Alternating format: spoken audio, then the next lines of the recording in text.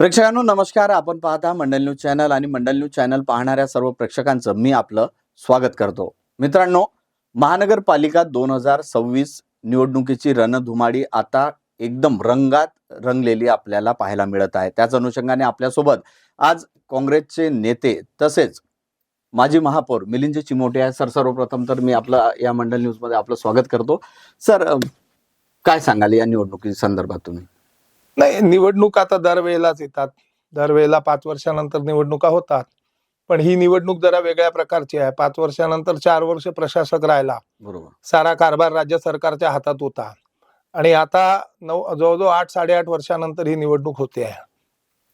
त्याच्यामुळे वेगळ्या प्रकारची निवडणूक आहे. दरवेळेला असं होतं की जे नगरसेवक असायचे ते कंटिन्युएशन मध्ये असायचे. ते जाऊन आपलं प्रोग्रेस कार्ड सांगायचे लोकांच्या समोर. पण आता एक मोठा कालावधी 2022ला टर्म संपली आणि आता 2026 उजाडलं. जवळजवळ 4 वर्ष प्रशासकाचं राज्य राहिलं. तर एका वेगळ्या प्रकारची निवडणूक आहे. बहुरंगी निवडणूक आहे.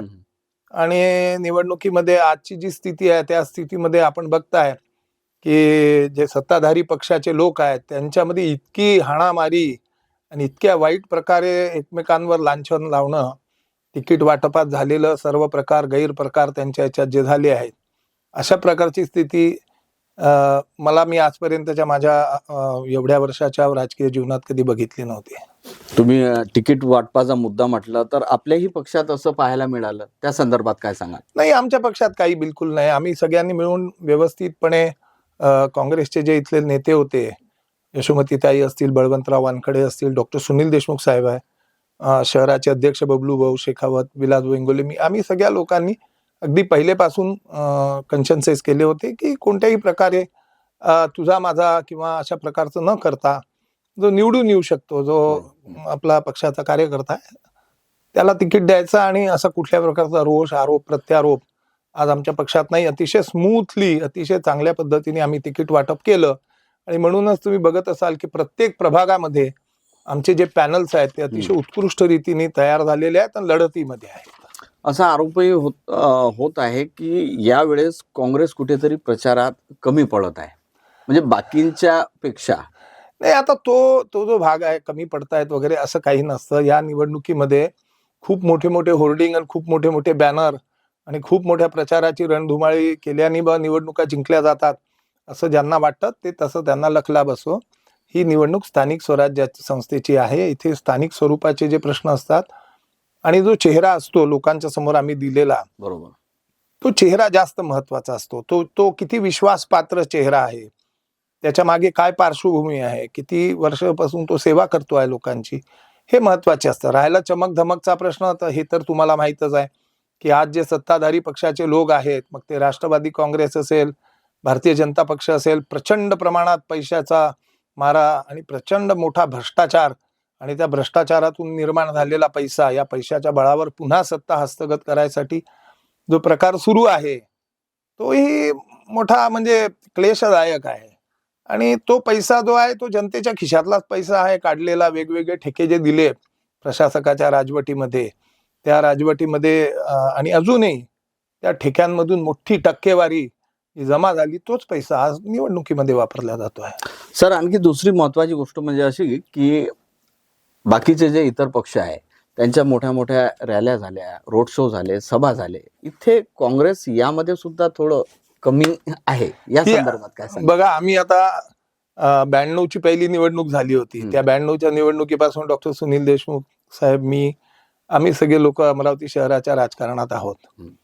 हा आमच्या स्ट्रॅटेजीचा भाग असू शकतो असं लोकांना वाटत नसेल तर मग तो त्यांचा अज्ञान आहे. याच्यामध्ये काही खूप मोठ्या रॅल्या, खूप मोठे प्रचंड हे आहे, त्याचा पण एक इम्पॅक्ट असतो. परंतु वेळेचा कालावधी लक्षात घेतला तर 3 तारखेला चिन्ह वाटप झालं आणि 13 तारखेला प्रचार बंद होणार आहे. बरोबर. त्याच्यामुळे या मोठ्या मोठ्या रॅल्यांमध्ये पूर्ण आपलं सर्व मेहनत तिथे, एनर्जी तिथे वेस्ट करण्यापेक्षा डोअर टू डोअर आमच्या उमेदवारांनी गेलं पाहिजे. आणि आमच्या स्वतःच्या सुद्धा छोट्या छोट्या कॉर्नर मीटिंग सुरू आहेत. घराघरांमध्ये आम्ही 25 लोक, 50 लोक जे मतदार आहेत त्यांच्यापर्यंत पोहोचण्याची गरज आहे. तर हा आमच्या काय म्हणतात नियोजनाचा एक भाग आहे. सर, दुसरा प्रश्न असा आहे, महापालिकेत सर्वात मोठा मुद्दा तुम्ही म्हणजे मतदारांपर्यंत काँग्रेस काय घेऊन जात आहे यावेळेस? तो तर काय दिसतोच आहे, तो आज नाही आहे. गेल्या प्रशासकाची राजवट सुरू झाली तेव्हापासून या शहरातली जी अतिशय वाईट स्वच्छतेची परिस्थिती आहे, कचऱ्याचे जे ठेके आहेत ते ठेके सत्ताधारी पक्षाच्या लोकांनीच घेतले आणि त्यातून प्रचंड मोठ्या प्रमाणामध्ये भ्रष्टाचार होऊन राहिला आणि लोकांचं आरोग्य जे आहे, सार्वजनिक आरोग्य, ते धोक्यात आलेलं आहे. हा सर्वात महत्वाचा प्रश्न आहे आणि म्हणून या कचरा माफियांपासून मुक्तता कशी मिळवायची हा आम्ही लोकांच्या समोर मांडतो आहे. आणि याची कबुली जबाब बघा, आम्ही तर म्हणत होतो, आम्ही शहरातला जो कंत्राट निघालेला आहे स्वच्छतेचा, त्याच्या आधी सुद्धा हा कंत्राट होता, परंतु त्या कंत्राटामध्ये एका प्रभागात 55 लोक लावण्याची अट होती आणि 9,05,000 रुपये त्याची एस्टिमेटेड कॉस्ट होती आणि ती एस्टिमेटेड कॉस्ट जी होती ती त्या 55 लोकांच्या वरच आधारलेली होती. यांनी आता जो झोनचा ठेका काढला होता त्यामध्ये 9,05,000 रुपयेच कॉस्ट आहे आणि 5 झोनचा मिळून काढला म्हणून 45 लाख रुपये त्याची कॉस्ट केली, पण मनुष्यबळाची अट काढून टाकली. म्हणजे पूर्ण जगात, देशात अशा प्रकारचा कंत्राटच नसतो की ज्याच्यात मनुष्यबळच नाही आहे. तुला वाटलं तर 5 लोक लाव, तुला वाटलं तर 10 लोक लाव. आणि त्याच्यामुळे या शहरात जिथे 1100 लोक मजूर कामगार लागत होते, स्वच्छता कामगार रोज, त्याच्या अगेन्स्ट मध्ये आज 400 450 कामगार लावल्या जातात आणि वरचा 500-600 कामगारांचे जे 3 लाख रुपये दररोजचे आहे ते पूर्ण भ्रष्टाचार कचरा माफियांच्या हातात जातोय आणि त्यांच्या माध्यमातून वेगवेगळ्या लोकप्रतिनिधीकडे जातो. जी गोष्ट 1100 कामगार करत होते ती गोष्ट 400 कामगारांकडून कसं, त्याच्यामुळे नाल्या तुडुंब भरल्या, पूर्ण शहरभर गंदगी आहे, कचरा पडलेला आहे आणि याच्यावरती आम्ही आंदोलन केले, आमच्यावरती केसेस लागल्या, आमचे खासदार साहेबांनी मीटिंग लावली, कमिशनरांना आम्ही कंपेल केलं. तर तुम्हाला खोटं वाटेल की हे कचरा माफियांना पोषणारे हे जे लोकप्रतिनिधी आहेत सत्ताधारी पक्षाचे, हे किती मजबूत आहेत. तर 14 जुलैला ऑर्डर निघाली, मी तुम्हाला सांगतो, माझ्याजवळ त्याची प्रत आहे, तुम्हाला दाखवतो, तुमच्या वाचकांपर्यंत ती गेली पाहिजे.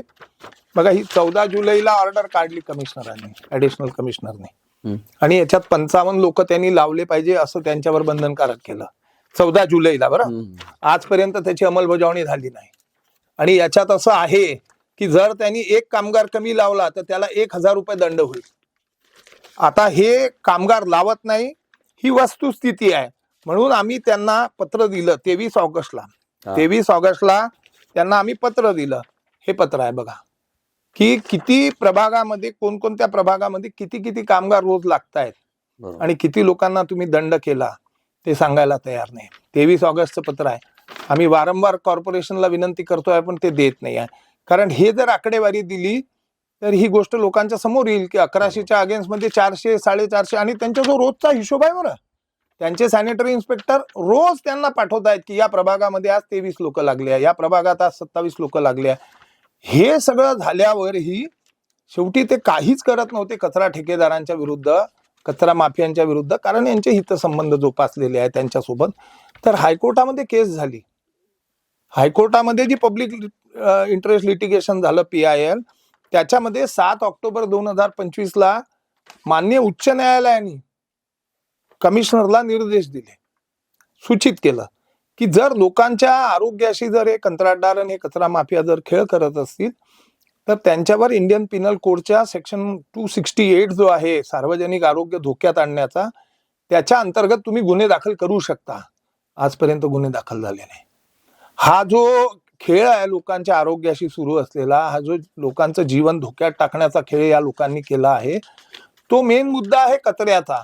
आणि काल त्यांचा जो जाहीरनामा प्रसिद्ध झाला बघा, हा त्यांचा जाहीरनामा बरं, भाजपचा. या जाहीर पण घेतली होती या संदर्भात. हो, या जाहीरनाम्यात त्यांनी कबूल केलं, बरं, स्वतः भाजपनी कबूल केलं, पालकमंत्र्यांनी कबूल केलं. ते असं म्हणतात, अमरावती मनपातील प्रशासकीय कारभाराच्या काळात विविध पक्षाच्या नेत्यांनी आपापले कंत्राटदार नेमून शहराच्या स्वच्छतेची वाट लावली. म्हणजे ही त्यांनी ऍडमिट केलं की हे जे कंत्राट आहे, ठेके आहे, हे विविध पक्षाच्या. आता त्यांना फक्त त्यांच्यामध्ये हिंमत नाही हे म्हणण्याची की आमच्या पक्षाच्या नेत्यांनी आणि राष्ट्रवादी काँग्रेस पक्षाच्या नेत्यांनी आपले कंत्राटदार नेमून वाट लावली. जर वाट लावली तर आमचा थेट प्रश्न आम्ही प्रत्येक जाहीर सभांमधून विचारतोय की मग ते कंत्राट रद्द का नाही झाले? 55 लोक लावण्याची जी ऑर्डर निघाली तिची अंमलबजावणी कोणी रोखून धरली आहे? त्यांच्यावर गुन्हे दाखल करा हे कोर्टाने म्हटलं आहे. हे गुन्हे दाखल करण्यापासून कोणी रोखलाय महानगरपालिकेला? तर हा स्वच्छतेचा कंत्राट जो आहे, जो लोकांच्या जीवनाशी अतिशय खेळतो आहे, त्यांचं आरोग्य धोक्यात टाकतोय, हा सर्व कंत्राट या कचरा माफियांचा आहे. म्हणून हा प्रश्न आम्ही लोकांच्या समोर नेतो. हा सगळ्यात महत्वाचा प्रश्न आहे. शेवटी महानगरपालिकेच्या निवडणुका ह्या स्थानिक प्रश्नांवर असतात. आज लोक त्रस्त झालेले आहेत. डास, डेंग्यूचा डास, सारे डास आहेत, साऱ्या नाल्या तुडुंब भरल्या आहेत, जिकडे तिकडे कचऱ्याचा संबंध हे झालेला आहे, शहर अस्ताव्यस्त होऊन गेलेला आहे. हा लोकांना आम्ही जाऊन सांगतोय की हे ते कबूल करतात की हा ठेका मॅनेज झालेला आहे, पण त्यांची हतबलता इतकी आहे, मजबुरी इतकी आहे का ते काही कारवाई नाही करताय. आता लोकांच्या आरोग्याशी जे लोक खिलवाड करतात त्यांना तर लोकांनी आता धडा शिकवण्याची वेळ आलेली आहे. हा महत्वाचा प्रश्न आहे. दुसरा जो प्रश्न आहे तो आहे या शहरातल्या जे भूमाफिया आहे, ज्यांच्या हातात हे शहर गेलेलं आहे. बघा, एक दिवस अचानक रेल्वे पूल बंद झाला. प्रत्येकाला असं वाटलं की ठीक आहे बा, काही हे झालं असेल, त्याचं बिघडला, हे झालं, काही क्रॅक गेल्या वगैरे. 4.5-5 महिने आज झाले तो पूल सुरू नाही होत आहे. आणि मग त्याच्या मागे जी कॉन्स्पिरसी होती, जे षडयंत्र होतं, ते हळूचकन बाहेर आलं. पूल बंद झाला. त्याच्यानंतर राष्ट्रवादी काँग्रेसचे आमदार एक दिवस तिथे घेऊन गेले यांना, आणि नेहरू मैदानात आता शॉपिंग कॉम्प्लेक्स बांधायचं, त्याच्यावरती महानगरपालिकेचे ऑफिसेस करायचे वगैरे, अशा प्रकारचं जेव्हा आलं तेव्हा आम्ही सगळ्यात पहिले प्रेस घेतली. काँग्रेस पक्षाने विरोध दर्शवला. तर ते असं म्हणाले की पालकमंत्र्यांच्या निर्देशावरून मी हे सुरू केलं. आणि पालकमंत्री म्हणाले की मी तर त्यांना म्हटलंच नाही नेहरू मैदानाचं की बा इथे काही शॉपिंग कॉम्प्लेक्स वगैरे करा. मग तो आम्ही लोकांनी त्याच्यावर, आणि शहरातले सर्व लोक पेटून उठले की नेहरू मैदानाला हात लावू देणार नाही. म्हणून मग ते बॅकफूटवर गेले, थोडंसं थांबले. तर ओरिजिनल प्लॅन बाहेर आला. तुम्हाला मी सांगतो, ओरिजिनल प्लॅन असा होता की एका कोणी आहे इंजिनियर झालेला पोरगा, त्यांनी एक प्लॅन दिला होता की ज्याच्यामध्ये हे रेल्वे स्टेशन जे आहे हे अर्धा किलोमीटर तिकडे राजापेठकडे शिफ्ट करायचं, आणि रेल्वे स्टेशनची जी जागा आहे त्या जागेवर शॉपिंग कॉम्प्लेक्स, मॉल आणि हे सगळं करून पीपीपी किंवा बीओटी तत्वावरती डेव्हलप करायची. ती सगळी बिल्डर लोकांना देऊन टाकायची, आणि त्याच्याकरता 1871चं जे रेल्वे स्टेशन आहे ते बंद पडायचं, शिफ्ट करून टाकायचं. त्याचा जो ओरिजिनल प्रोजेक्ट आहे तो जेव्हा आम्ही बघितला, तर त्या प्रोजेक्टच्या साठी राज्यसभेचे खासदार प्रेस कॉन्फरन्स घेतात आणि सांगतात की हा फारच चांगला प्रोजेक्ट आहे, इथे चौपदरी हा पूल बांधायची गरजच नाही, चौपदरी रस्ता करू, इकडे शॉपिंग कॉम्प्लेक्स करू, तिकडे मॉल करू, तिकडे हे करू. म्हणजे स्क्रिप्ट पहिलेच तयार झाली होती. आणि त्या प्रोजेक्टमध्येच आहे 1.5 लाख स्क्वेअर फूट नेहरू मैदानची जागा, 7.5 लाख स्क्वेअर फूट रेल्वेची जागा ही विकसित करू प्रायव्हेट डेव्हलपर कडून. मग जेव्हा असं लक्षात आलं की बा हे नाहीतरी पुढे जाणार, कारण एका महिन्यात 1.5 महिन्यात त्याचा प्रोजेक्ट जो आहे तो इथून तर दिल्लीपर्यंत सगळ्यांपर्यंत मंजूर करून आणला त्या व्यक्तीने. तर म्हणून पहिला हमला त्यांनी नेहरू मैदानवर केला राष्ट्रवादी काँग्रेसच्या लोकांनी की बा कमीत कमी आपल्याला हे 1.5 लाख तरी मिळून गेली पाहिजे. मग ही 7.5 लाखाची विषय बाहेर आला. मग आमचे खासदार साहेब, आम्ही प्रेस घेतली, विरोध केला, आणि खासदार साहेबांनी तो प्रश्न लोकसभेत मांडला. तेव्हा कुठे ते आता सध्या थांबले आहेत. पण ही जी 2 जागा आहेत, ही आहे 9 लाख स्क्वेअर फूट जागा, हिची किंमत आहे 2700 कोटी रुपये.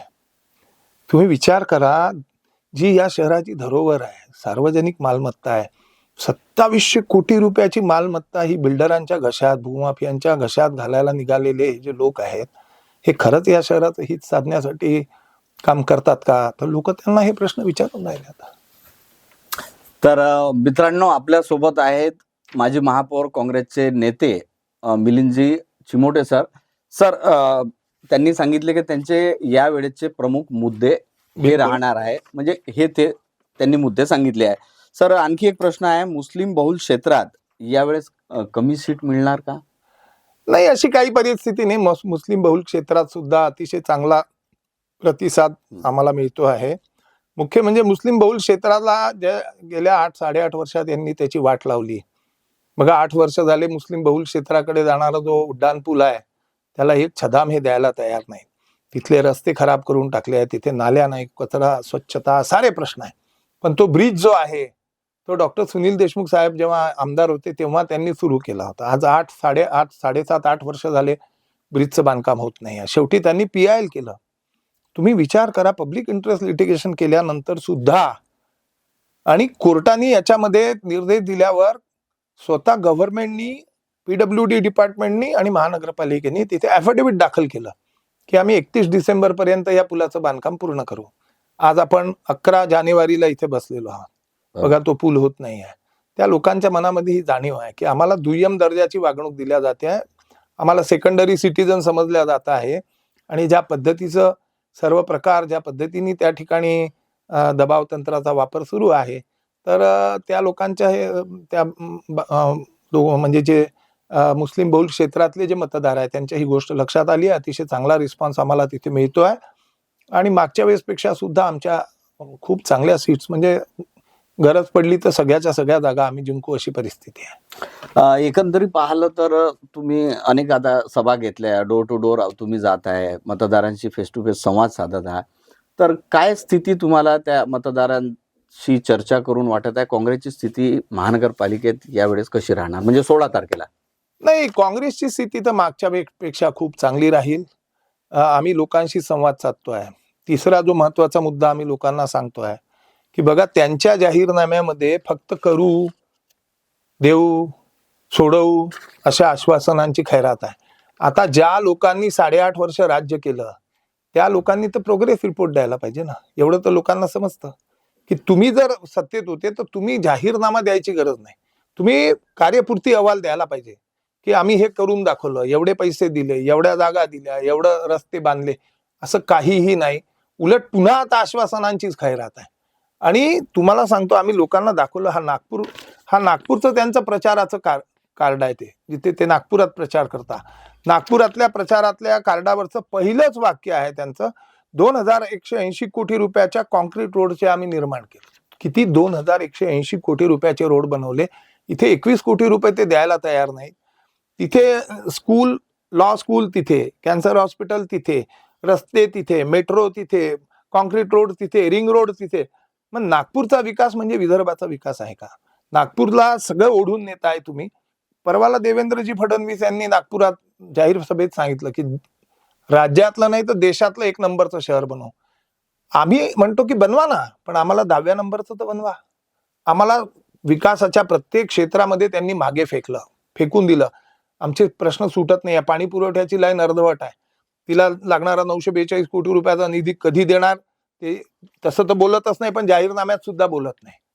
उड्डाणपूल कधी पूर्ण करणार सांगत नाही. इथलं कोणतेही प्रोजेक्ट आहे ते काही करायला तयार नाहीत. आणि तिथे करोडो रुपये, म्हणजे ऑन रेकॉर्ड नागपूरला 1.5 लाख कोटी रुपयाचा विकास केला. निधी आणू असं नाही आहे, केला असा क्लेम ते तिथे करतात. आणि इथे आम्हाला, इथल्या लोकांना कंगाल, बेहाल आणि हे शहर त्यांनी बिलकुल बर्बाद करून टाकलेलं आहे. या शहराची परिस्थिती इतकी खराब झालेली आहे, ती सगळी स्थिती लोकांच्या समोर आम्ही म्हणतोय की नागपूर म्हणजे विदर्भ नाही. अमरावतीला त्यांनी ज्या पद्धतीने मागे लोटलेलं आहे. अरे, आमची तर विमानसेवा पण कशी तरी सुरू आहे, कधी बंद पडते, कधी सुरू होते. तर हे शहर सेकंड हेडक्वार्टर आहे, डिव्हिजनल हेडक्वार्टर आहे. पहिलं नागपूर आहे, दुसरं अमरावती आहे. परवाला अजितदादा पवार अमरावतीला आले, माननीय उपमुख्यमंत्री, ते पण असंच म्हणाले की हे विभागीय आयुक्तालयाचं केंद्र आहे, शहर आहे, परंतु त्याचा अजून पाहिजे त्या प्रमाणात विकास झाला नाही. शहर विकासाच्या बाबतीत मागे राहून गेलेला आहे. आमचा थेट प्रश्न आहे की मग मागे राहिलं त्याला जबाबदार कोण आहे? तुम्ही 8.5 वर्षापासून सत्तेत आहे, तुम्ही येऊन इथे परत हे म्हणता की मागे राहिलाय. पुढे का नाही नेलो? कोणी थांबवलं होतं तुम्हाला पुढे न्यायला? तुमच्या बारामतीच्या पाणी पुरवठ्याला योजनेसाठी 1000 कोटी रुपये तुम्ही एका महिन्यात घेऊन जाता आणि आमच्यासाठी तुकडे तुकडे तुकडे तुकडे. आज शहरात 24 तासाचा पाणी पुरवठा नाही आहे, 1 दिवसाआड पाणी पुरवठा येतो. आणि याचं मुख्य कारणच हे आहे की ती जी पाईपलाईन सिंबोऱ्यावरनं इथे येणार आहे, त्या पाईपलाईन साठी लागणारा निधी द्यायलाच तयार नाही. आणि आमची परिस्थिती इतकी खराब आहे, आमचे लोकप्रतिनिधी असे आहेत की ते एक पत्र देतात किंवा सभागृहात उभं राहून एक मागणी करतात किंवा या कामासाठी 20 कोटी द्या. बस मागणी केली याचे ढोल बजावतात, पेपरमध्ये बातम्या देतात की याच्यासाठी आमदारांची मागणी. अरे, मागणी तर कोणी पण करतं. तिथे 288 आमदार 288 आमदार मागणी करतात. मंजूर काय झालं? आणलं किती? ते काहीच आणलेलं नाही. हे शहर त्यांनी कंगाल आणि बर्बाद करून टाकलं. एका काळी महाराष्ट्रातलं, म्हणजे मी महापौर होतो, सुनील भाऊ पालकमंत्री होते, इकॉनॉमिक टाइम्सनी बातमी छापली, महाराष्ट्र टाइम्सनी बातमी छापली की अतिशय गतीने पुढे जाणारं शहर म्हणून अमरावती शहराची नोंद झाली आणि आज ते शहर विकासाच्या प्रत्येक क्षेत्रात मागे गेलं. मला लोकांना तुमच्या माध्यमातून हे सांगायचं आहे की हे सहज होत नाही आहे. याच्या मागे एक षडयंत्र आहे. षडयंत्र हे आहे की एकीकडे नागपूरला तर पुढे न्यायचं आहे, पण नागपूरला पुढे नेत असताना अमरावतीला खाली न्यायचं आहे, जेणेकरून येणारी सारी इन्व्हेस्टमेंट जी आहे विदर्भात, जर समजा उद्या इन्व्हेस्टमेंट यायची असली तर तिथे सारं इन्फ्रास्ट्रक्चर आहे म्हणून ती तिथे आली पाहिजे, इथे येऊ नये, हे सुद्धा त्याच्या मागे एक कारस्थान आहे. सर, शेवटला प्रश्न असा आहे, काँग्रेसकडे नेत्यांची कमी आहे का असं वाटत आहे का, म्हणजे या बिलकुल. प्रचाराच्या दृष्टीने जर पाहिलं तर? बिलकुल नाही आहे. आता उद्याला 13 तारखेला माननीय राज्यसभा सांसद जे आहे इम्रान प्रताप गडी साहेब ते इथे प्रचाराला येत आहेत आणि बाकीचे जे आमचे नेते आहेत ते आपापल्या पुण्याला, मुंबईला, सगळीकडे महानगरपालिकेच्या निवडणुका सुरू आहेत. त्यामुळे ते आपापल्या प्रचारात सगळे गुंतलेले आहेत. माननीय खासदार साहेबांच्या सभा होत आहेत, यशोमतीताईच्या होत आहेत, सुनील भाऊंच्या होत आहेत. मी जसं सांगितलं आपल्याला की खूप मोठ्या सभा आयोजित करून लागणारी जी शक्ती आहे ती शक्ती वाया घालवण्यापेक्षा छोट्या छोट्या सभांच्या माध्यमातून लोकांपर्यंतचा संवाद साधायचा आणि लोकांपर्यंत जे खरे प्रश्न आहेत, शहराचे जे मूलभूत प्रश्न आहेत ते लोकांना समजावून सांगायचे, हे आमच्या नियोजनाचा एक भाग आहे. तर मित्रांनो, आपल्यासोबत आहेत मिलिंदजी चिमोटे सर, माजी महापौर. सर, शेवटला प्रश्न, जाता जाता प्रेक्षकांना काय संदेश देणार तुम्ही? मी प्रेक्षकांच्या माध्यमातून अमरावती शहरातल्या मतदारांना एकच गोष्ट सांगेल की 8.5 वर्षाच्या कार्यकाळात, विशेषतः प्रशासकाच्या कार्यकाळात जे टेंडर मॅनेज झाले, ज्या पद्धतीने अमरावती महानगरपालिकेची तिजोरी खाली केल्या गेली आणि सर्वच्या सर्व टेंडर्स जे आहे, मी तुम्हाला स्वच्छतेच्या कंत्राटाची गोष्ट सांगितली, ह्या सर्व याच्यातून एक मोठा भ्रष्टाचार या शहरामध्ये या लोकांनी केला. सत्ताधारी पक्षाचे जे लोक आहेत, भारतीय जनता पक्ष आणि राष्ट्रवादी काँग्रेस पक्षाच्या लोकांनी, आणि हे शहर कंगाल करून टाकलं, बदहाल करून टाकलं. इथला उद्योग, इथलं सार्वजनिक जीवन, इथलं सार्वजनिक आरोग्य, इथे रोजगाराची कोणती संधी नाही. मी आपल्याला सांगू इच्छितो की त्यांच्या मॅनिफेस्टोमध्ये आहे की आम्ही 4700 कामगार नियमित केले नागपूरला. आमच्या इथे कंत्राटी कामगार आहेत, त्या कंत्राटी कामगारांचं मानधन दिलं जात नाही. सुपर स्पेशालिटी हॉस्पिटलमध्ये मानधन दिलं नाही म्हणून लोक संपावर जातात. डॉक्टर दीड महिना ऑपरेशन होत नाही, लोक मरतात.